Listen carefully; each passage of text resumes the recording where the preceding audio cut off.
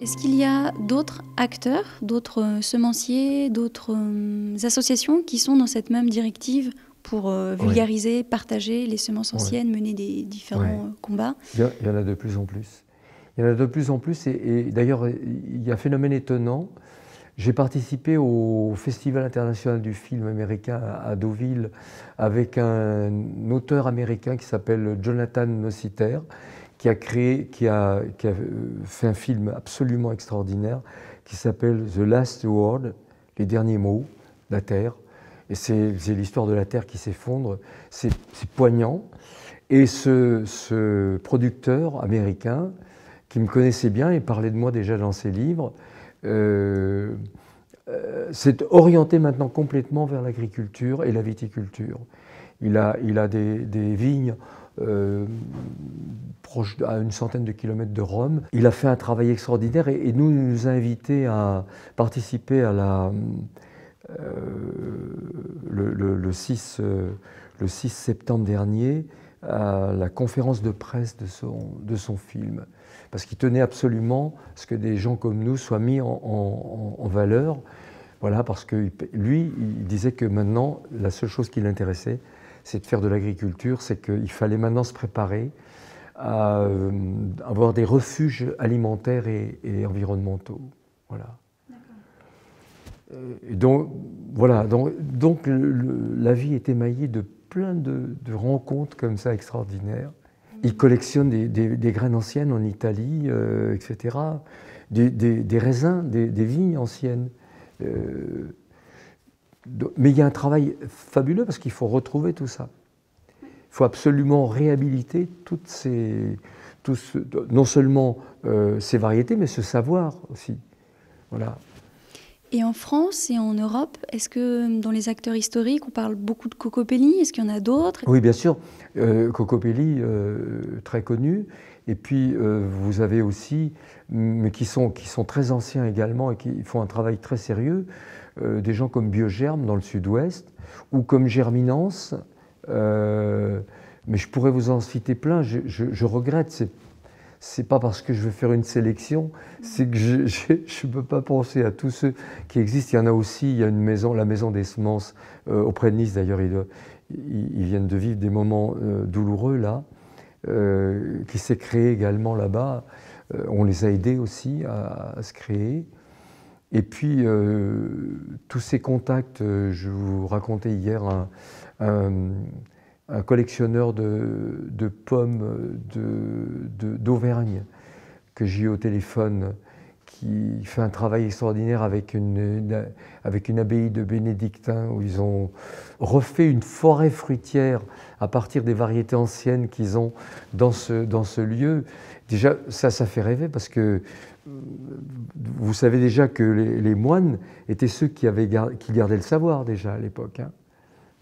D'ailleurs, puisque vous venez Suisse, l'abbaye de Saint-Gall était la grande abbaye du Moyen-Âge où on avait collectionné tous les savoirs de l'Europe médiévale, des abbayes médiévales. D'accord. L'abbaye de Saint-Gall, extraordinaire. Si on avait des chartistes, c'est pour lire l'ancien allemand ou l'ancien français, parce que le problème c'est qu'on ne va rien y comprendre du tout. Mais en même temps, j'aime beaucoup raconter cette histoire parce que de rappeler que par exemple Charlemagne, il a créé, il a exhorté, il n'était pas encore empereur, c'était en 796, il a créé le capitulaire de Willis, qui est un texte où il exhortait ces populations monacales, paroissiales, villageoises, de cultiver les 94 plantes essentielles nécessaires à leur bien-être, leur autonomie, leur sécurité.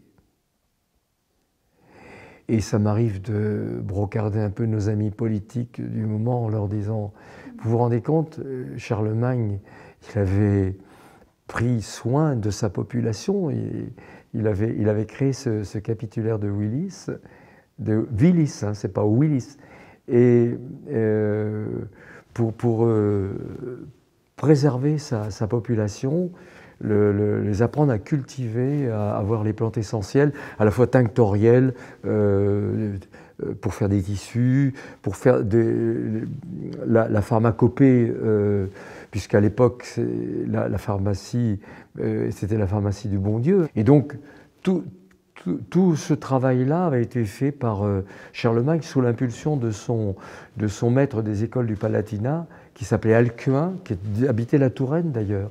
Voilà, on se retrouve un peu avec tout ça. Je dis souvent, si aujourd'hui quelqu'un trouve quelque chose pour faciliter le bien-être, la santé des populations, qu'est-ce qui se passe? Et ils me disent oui, alors qu'est-ce que tu veux nous dire? Qu'est-ce qui se passe? Ben, il se passe que vous voyez à ce moment-là apparaître tout un bataillon de lois et de règles plus hypocrites les unes que les autres pour les empêcher de le faire. Oh, ils me disent non mais attends, qu'est-ce que tu racontes là? Qu'est-ce que tu veux dire là? Ben, je dis oui, c'est simple. Par exemple, le purin d'ortie, à votre avis, ça dérange qui le purin d'ortie? Vos électeurs ou Monsanto, les variétés anciennes que les paysans s'échangeaient, etc., qu'on n'a plus le droit de s'échanger. Et d'un seul coup, ils sont pris de panique parce qu'ils se rendent compte qu'ils sont, sans le savoir, les complices d'un système où c'est le grand marché qui nous tient, avec les quelques multinationales, qui fait qu'on n'a pas le droit à cette liberté des semences et des plantes, etc. Et ça, je dénonce ça à tout va, parce que ça me semble le scandale le plus inacceptable de notre époque. Quand on est intéressé par les semences anciennes, on est aussi intéressé par la démarche du local, des variétés le plus possible locales de sa région. Et alors, comment on fait? Est-ce que tu as des conseils ou des organismes, enfin des choses à nous recommander? Comment je fais pour m'assurer d'avoir des semences qui sont en adéquation avec mon climat, ma terre, ma région, à part aller demander aux anciens, aux voisins? Comment je fais pour trouver les variétés de ma région? C'est la part d'inconnu auquel tu seras toujours confronté. Parce que tu vas t'en rendre compte au bout d'un certain temps qu'elles sont adaptées. Elles vont s'adapter forcément, elles vont changer.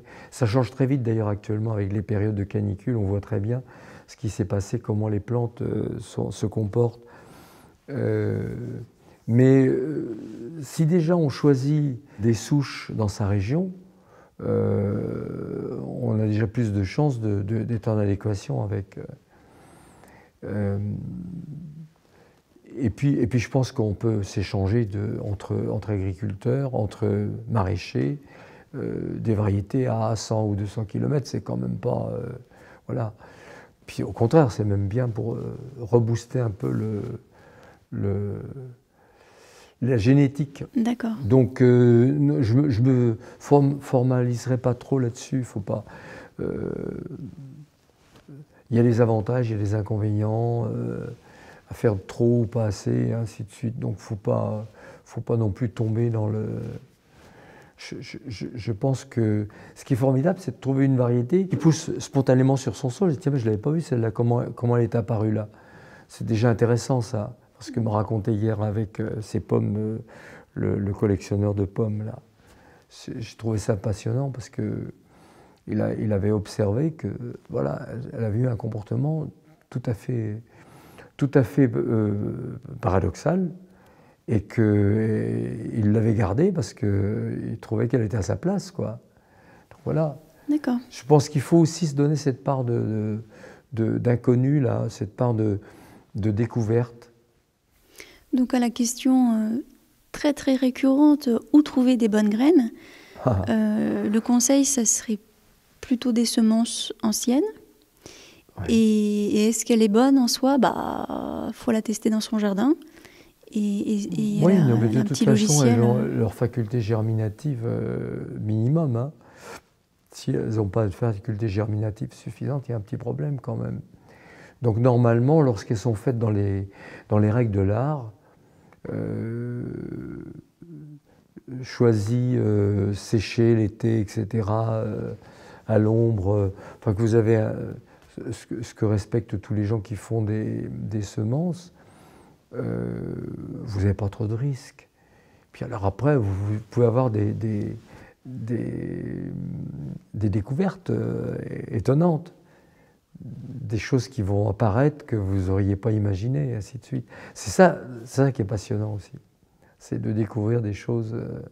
Et j'avais vu une fois une interview de toi où tu expliquais qu'à Madagascar, les paysans cultivaient des variétés différentes de riz, mais selon les versants, à même 2 km de différence, ils changeaient de type de graines. Absolument, j'ai ce film-là.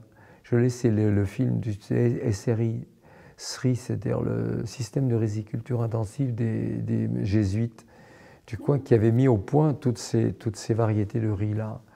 Et d'ailleurs, pour éviter qu'on leur prenne, ou que ils les avaient numérotés. Ils n'avaient pas donné de nom au riz, mais numéroté parce que c'était tellement extraordinaire ce qu'ils ont réussi à faire.